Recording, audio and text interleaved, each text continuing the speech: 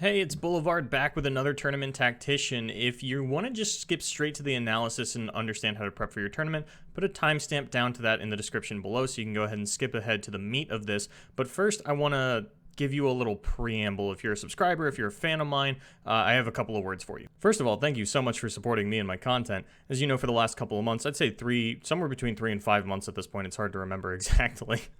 I've been casting Legends of Runeterra every weekend, and a lot of weeknights as well across multiple different time zones and regions: Europe, Southeast Asia, Japan, Korea, Latin America, North America. So I've been around the block. This is not me stepping away or taking a break. It's actually kind of the opposite.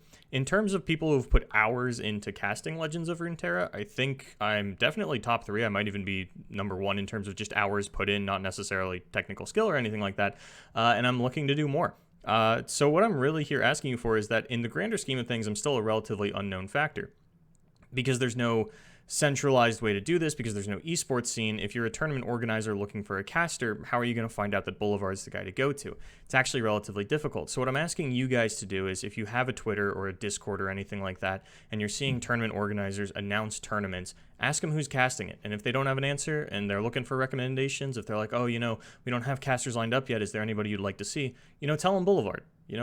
Put my name out there. Help me, sort of spread the word and get me onto more casts, more high-profile casts, especially as we're sort of getting, we're kind of gearing up towards Legends of Runeterra esports, at least supported by Riot. Japan and Korea have been ahead of the game on that one for quite some time now. Europe with the European Masters is starting to pick it up. I think North America is not too far behind. So I'd like to kind of be, in a higher position than I currently am in terms of casting notoriety, just in terms of like having my name out there. So if you're a fan of me and my work, it would really mean a lot to me if you could go ahead and kind of put my name out there, just be that bug in the TO's ear if they're looking for casters or anything of that nature. And yeah, it'd help me out a lot, and you guys will get to hear more of me, and that'll help me, have more content for my content. If you love things like Tournament Tactician, the more tournaments that I actually get to cast, the more tournaments that I get to watch, because I am casting so much, it's not always easy for me to sit down and spend my other free time watching Legends of Runeterra tournaments. Plus, like, when you're casting something, it can be really weird sometimes to sit down and listen to another person cast it. Yeah, that's kind of the end of the preamble. Just wanted to, if you guys could, if anybody's like asking like, hey, what are the, who can we get to cast this? Just whisper my name in the ear, and it'd actually help me out a lot, and I would really appreciate it. But for now, we're going to get into the Tournament Tactician, because this is cited to be a long one. There's a lot of new stuff that happened with the patch. I don't know that there are any big tournaments this weekend, unfortunately, so we'll kind of talk about that in a little bit. We're just going to kind of blanket assume that there is some 3-deck, 1-ban region-locked conquest tournament going on, and that's the format that I'm going to speak to this week.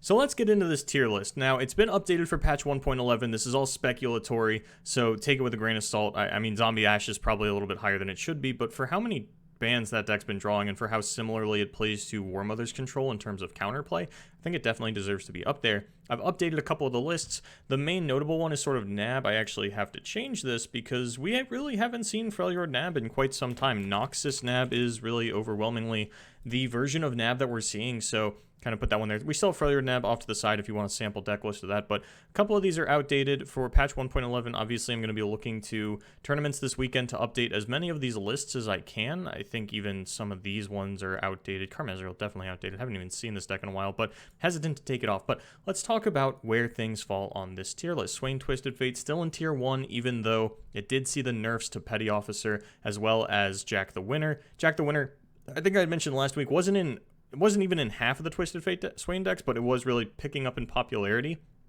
And so far since the nerf, I've seen it drastically fall off. Now it's in none of them, so we'll have to see where they want to find the extra little bit of mid-game, because I think that this actually did add a lot to the deck. I'm personally thinking Minotaur Reckoner is not out of the question to find its way into TF Swain relatively soon, just as this big 6/6 difficult to deal with body.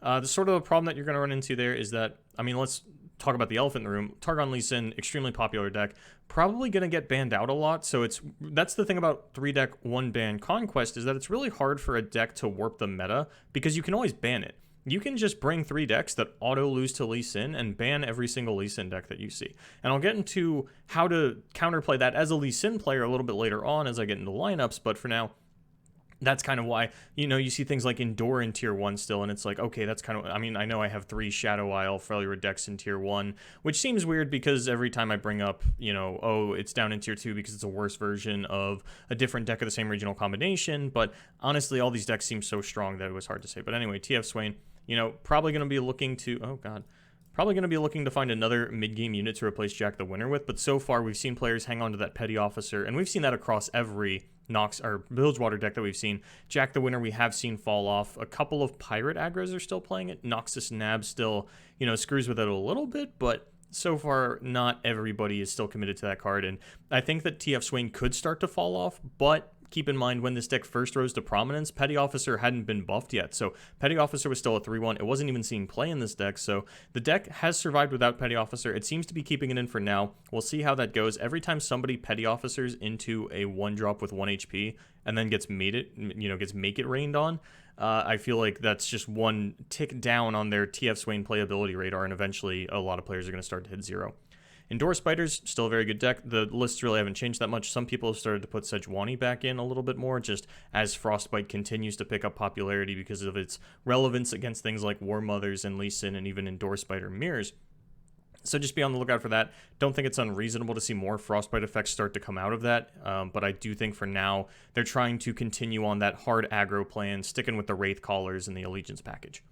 Targon Lee Sin, Elephant in the Room. We've seen this as Mono Lee Sin, we've seen this as Zed Lee Sin, and we've seen this as Karma Lee Sin. Karma Lee Sin was the big one before the patch came. Now that we've got Bastion, people do seem to be really liking either Mono or Zed. Zed, I think I like a fair amount just because it does give you that additional win con, especially in the mirror, when both you and your opponent are just really digging for this Lee Sin win con, and you can go ahead and say, oh, you know what, I have the Zed instead. I don't need the Lee Sin. I do have this backup guy that I can go ahead and give my Overwhelm to. I have the Bastion to protect it. This is a Mono Lee Sin. Oh, this is actually Marcus's old deck. I'm going to have to update the deck lists on that one then. That's my bad, everybody. And we have Shen Fiora, still a good deck. This is probably where you want to be putting your Ionia if you are not a fan of the Lee Sin, or if you think that, I could bring Lee Sin, but it's just going to get banned out, so what's the point? And I do want to commit my Targon elsewhere. So, Shen Fiora still extremely solid. Nothing got nerfed out of this one. So still just a really good deck. Unfortunately, does fall to the same Frostbite effects that the Targon Lee Sin does, and that's why we've actually seen a resurgence in Frostbite mid-range as of late, which I'm just going to skip down to because War Mothers and Zombie Ash are good, and why Zombie Ash has some of the most Frostbite in the game. And still, the Rhymefang Wolf, very relevant against the Ramp Soul decks that we're seeing pick up popularity since the Aurelion Soul nerf. So down in tier 2, we've got Ramp Soul. This has really sort of taken over as the Aurelion Soul deck since we saw the nerfs to both Radiant Guardian and Aurelion Soul. I actually took Lux Soul and Targon Allegiance off this list. People have really started to move away from the Demacia version of the deck, especially because we're not in as aggressive as a format as we were. Even though Radiant Guardian is very good, still, she's pretty weak to Lee Sin. Remembrance not guaranteeing 5 attack units. It's a little rough for the deck at the moment. I think it might be able to pick back up later, but I've always kind of felt like Lux decks are pretty fair. So if they're going to exist in the meta, there needs to be some other aspect to them that kind of pushes them up into tier 1, because if Lux decks are playing a fair game, they're going to lose to a lot of other kinds of decks. Like Lee Sin's not playing a fair game right now. Lux is just a little bit too honest, especially when you're playing a deck that can only produce 1 Lux at a time. Shadow Isle Lux, I talked a lot about, can pull out the additionals from Rekindler or Thresh, and then Karma Lux had, the multiple lasers from the Karma, so it was all well and good. But yeah, Targon Lux just a little bit too fair to exist now, especially the Hush nerf probably hurt that deck the most, because that was the one that was kind of just spamming out 4 Hushes in a turn to get the double laser. Not going to be able to do that anymore. I mean, you can still play 3 Hushes in a turn, but that still puts you 1 off of getting that other laser. So definitely a lot more awkward for that deck at the moment. And I think I'm just going to take it off the tier list because it'll probably be a while before we see it again in any capacity. Then we have Frostbite midrange making a comeback. This is actually, we've seen a couple players go for the Reckless Trifarian as well as Kato the Arm version again, trying to aggro out the Lee Sin decks as well as have that Frostbite package in the mid game to stalwart some of the combos that the Lee Sin has. but, you know, it's kind of a meta call. We'll see how it actually works out, especially because Freljord is such a hotly contested region for so many other things, as well as Noxus Bilgewater and Freljord Shadow Isle are still two of the strongest regional combinations. So if you're going to play Frostbite mid-range, you're playing a pretty substandard lineup, and that does have advantages, as I'll get into a little bit later when you see my lineup for the weekend. Then we have Dragons. This is a deck that I think actually has a good amount of chance to pick up a lot of traction.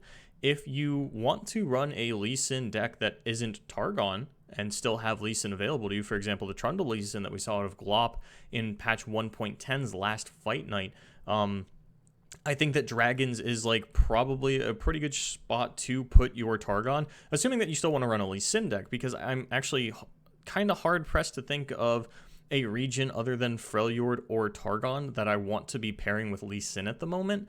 And, you know, as much as I would love to run Lee Sin and then run, like, Ramp Soul, I don't think you can necessarily do that at the moment. So when we're talking Targon decks, I think that while Lux Soul and Targon Allegiance Demacia have fallen off, I think that Dragons is still a pretty solid deck, especially with the Bastion change. You've still got these bigger units that are going to be difficult to deal with. It's actually very, very easy for you to level Aurelion Soul still, since you were already playing these large units and fighting for board like that. So I think we could see a pretty big uptick in Dragons. It's actually very resilient to things like Shen Fiora as well. Because your units are so big, your opponent is always going to have to commit a barrier spell onto the Fiora preemptively. The one problem that you are going to run into with Dragons is that you don't have a lot in the way of removal through things like barrier that Shen Fiora and Lee Sin are going for. So I think if we do see Dragons, and as weird as this is going to sound, you're probably going to be playing 3 copies of Hush. And I think that maybe they're going to have to wait until patch 112 when we see the Hush change. I think everybody's on the same page that Hush is probably going to 2 mana non-repeatable. So maybe when we get 3 Hush in that capacity, then Dragons will start to pick up. But we'll also have to see how the Bastion nerf comes in patch 1.12, if it does at all. I think they might take away the permanence of the spell shield, but I think they really like that +1/+1. So we'll have to keep an eye on Dragons. That's sort of like my pet deck for the moment, where like this is something that I think could really shake up the tournament meta if players pick up on it. I could just be totally wrong, but we'll see. That's kind of the fun of this, right? Pirate aggro players still really picking up on this one. Power level's down a little bit because of Petty Officer and Jack the Winner, but still probably one of, if not the best aggro decks in the game. I don't know if it's going to see play in non-aggro lineups still, but this weekend will tell. For now, I'm putting it in tier 2 just because I think that aggro is kind of falling off. In a triple aggro lineup, you know, if you are trying to target the Lee Sin deck, if you're like, oh, I can out aggro it, can actually be pretty difficult for you given, 1, the amount of healing in the deck from things like Guiding Touch and Eye of the Dragon, and 2, the fact that they can also try and play an aggro game plan on you. If they throw down a Zed and get a Zenith Blade onto that, you know, that counts as a Nexus Strike even if you block the Zed. So all of a sudden you're blocking the Shadow. It can get really awkward really fast, and I think that Zed Lee Sin actually has a good chance of racing you. So trying to take a 3 aggro lineup and then pick on the Lee Sin, I don't know if that's a winning strategy in a 3-deck format. Then we have Trundle Lee Sin, as I just mentioned. It's kind of a cheesy deck. It's a Starlight Seer deck, kind of like the Fizz deck in the past, but unlike Fizz, Lee Sin not as vulnerable to Hush, so has a little bit better, as well as Trundle just being a very solid champion. So I do like this deck a lot. We'll kind of see how it goes. Does still feel a little bit cheesy. I don't think it's going to pick up mainstream, but if you're looking for a Lee Sin deck and you want to free up your Targon, I do think that this is probably the second best Lee Sin deck that I've seen so far. Piltover Zon Lee Sin, like Heimer Lee Sin, is something that's also on my radar. Didn't get a chance to put it on the tier list just because really hasn't seen a lot of play outside of the one guy that was playing it at the Ascent of Targon Invitational and Qualifier, whose name is escaping me. I'm sorry. I want to say Broken Ball, but I'm not 100% on that one, but I'm 90% sure it was Broken Ball. Then we have Scouts. I actually moved this one up just because I think that with Bilgewater nerfs affecting pretty much every Bilgewater deck except Scouts, and actually, yeah, pretty much just exactly except Scouts, I think that there's a good chance that this could start to pop up again, especially if you are going for Targon Lee Sin. Then it's, oh, what do I do with my, what do I do with my Demacia? And Scouts is a pretty good answer to that. It does take the Bilgewater away from the Noxus decks, but if you were planning on running something like Frostbite Midrange as your last deck, I think like Targon Lee Sin, Frostbite Midrange, Scouts, it's not an unreasonable lineup. I would prefer to see Deep personally, but, that's just me. Deep I even considered putting in tier 3 because the deck just doesn't seem to have a good spread of matchups against everything that we're seeing now, but I think the deck just needs to go through another overhaul. That's one of the cool things about Deep and why I think I can never put it in tier 3. The deck is extremely flexible, both in terms of regional composition as well as the cards you put in it. We've seen players go for, why is this listed as Demacia Shadow Isle? That should be Bilgewater. Yeah, so we've seen deep decks sort of just play towards the meta in the past. We've even seen them go to Bilgewater, Piltover, and Zon and play that sort of turbo deep strategy, which is something that I've been screwing around with simply because when there's an overabundance of bastions and denies in the format, there is merit to a strategy of just playing pretty much no removal and just saying that those cards aren't going to get value out of me. It doesn't always work out that way because you still play Devour of the Depths and things like that, but if you can still get down that big Nautilus one-shot turn, you know, there's usually too many units for the Lee Sin deck to stun out, especially because the Lee Sin decks aren't playing Steel Tempest from what I've seen. They're all on Concussive Palm, but there's really not a lot of defense in the Targon Lee Sin deck. Will of Ionia really isn't making the cut anymore. Concussive Palm is really all that they've got, so that's something that you might be able to snuff out of them and sort of pick on, but I do think that Deep is going to find itself back into the meta. They just need to adjust the lists for what we're currently seeing. And then down in tier 3, we've got TF Ezreal, Nightfall, Karma Ezreal, and Discard Aggro. Discard Aggro has really fallen off for Pirate Aggro. Nightfall, a deck that continues to underperform on camera, but if you are running Atrocity, I'd actually bump this up to tier 2, but because most players still are not running Atrocity, I think I'm going to keep it in tier 3 for now. I do think it's worse than Endure Spiders. There are aggro players who would disagree with me. They probably know better than me, but this is my tier list, and I get to put things where I want to put them, and I think that Nightfall really hasn't impressed me. It's more of a it's actually more of an aggro combo deck. Generally, they'll knock you down to like 12 life, and then they go for a big combo turn where they push 12 damage. Then Twisted Fate Ezreal is like fringe been popping up still. I'm not super impressed by it. I don't think it's necessarily better than Noxus Nab, but if you're playing something like Frostbite midrange and that's where you want to commit your Noxus, then TF Ezreal, not a bad option, and oh look, that leaves you with Targon Lee Sin perfectly open. So that's another potential lineup that we're going to see, and I do really like Bilgewater decks that play Riptide Rex right now, as I think that's one of the best ways to deal with Targon Lee Sin, because, you know, Bastion and Deny each only stop one shot. It's very ineffective against the Riptide.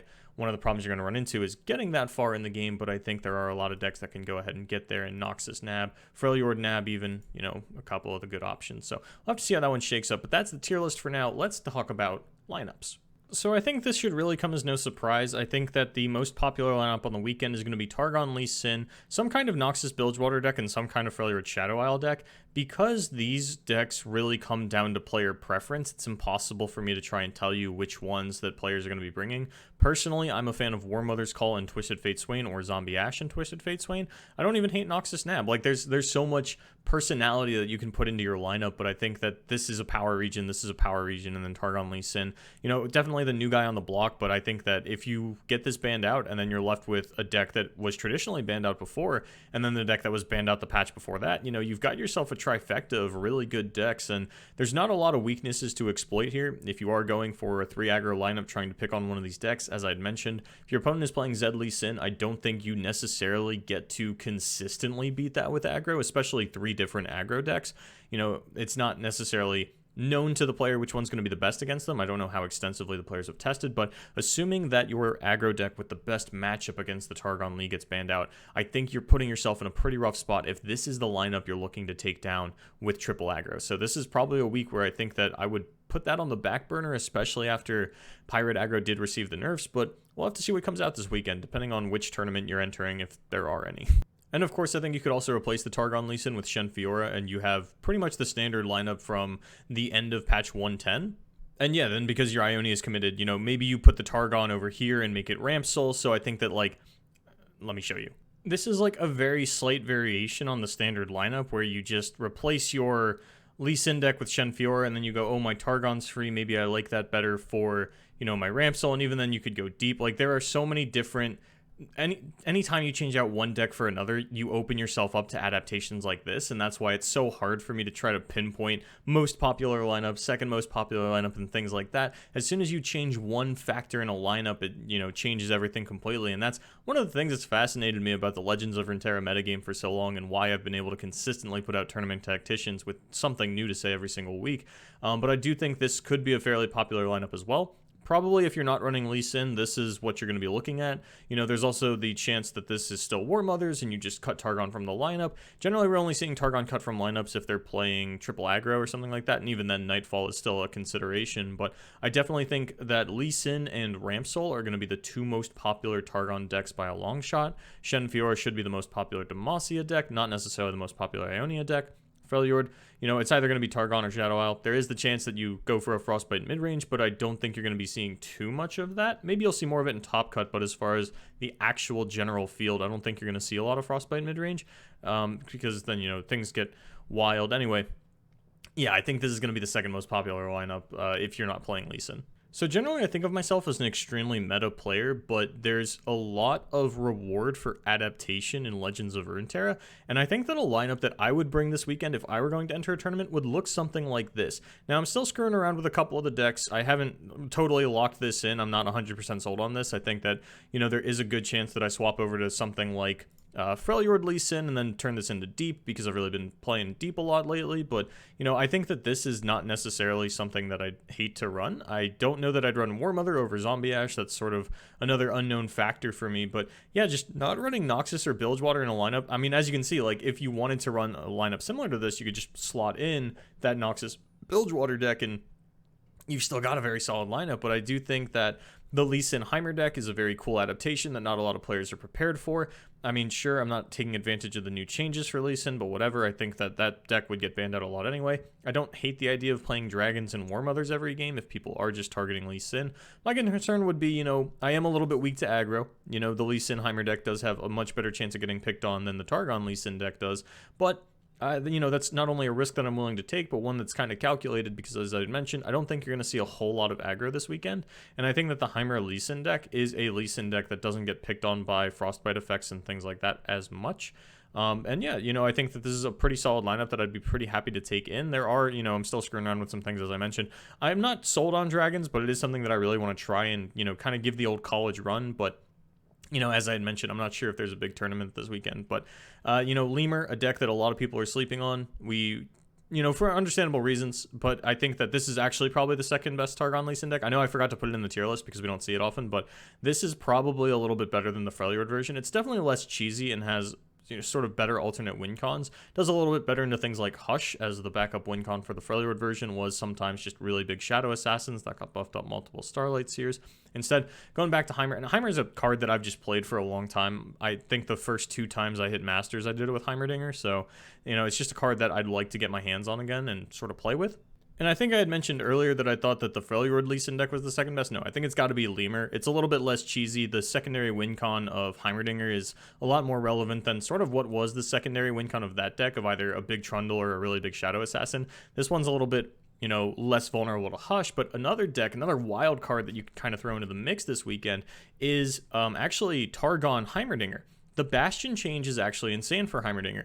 If you want to throw a 3 damage spell at him and I throw out the Bastion, not only does the spell shield eat up the first 3 damage spell, but now you can't even throw a second 3 damage spell at me later on because I'm permanently a 2/4. So Twin Disciplines for the longest time was considered to be one of the best protection spells for the Heimer. It was well costed. It got him the ideal turret. Now, you know, it's not the ideal turret. The ideals are 6 costs, but with the Flash of Brilliance changes, I think that Targon Heimerdinger is a very good spot for your Targon if you do want to change this around even more and go for something like this. This is about as off the wall a combination, a regional combination lineup, whatever you want to call it, that I can think of.